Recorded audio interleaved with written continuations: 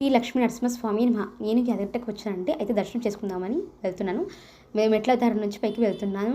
బావుంటది అనిపించింది. అలా అని సరే నాకు గుడి బయట ఒక లాకర్స్ ఉంటాయి కదా! లగేజ్ లాకర్స్, ఫోన్ లాకర్స్, అలాగే చెప్పల్స్ ఇంకా చాలా ఉంటాయి. అలాగే నాకొక డౌటొచ్చింది. ఫోన్ లాకర్స్ ఉంటాయి కదా! ఎందుకు బయట పెడతారు ఫోన్ లాకర్స్?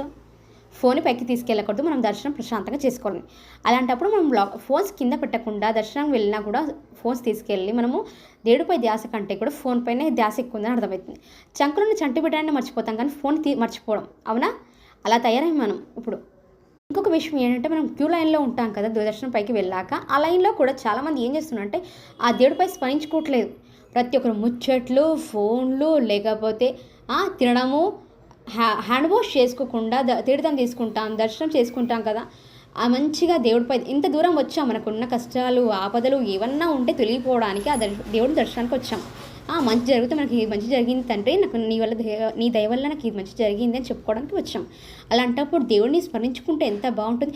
అందులో ఒక్కరు కూడా స్మరణ చేయట్లేదు దేవుడి స్మరణ. ఒక్కసారి ఆలోచించి మనం దేవుని దర్శనానికి వచ్చినప్పుడు దేవుడి స్మరణ చేయాలి కదా!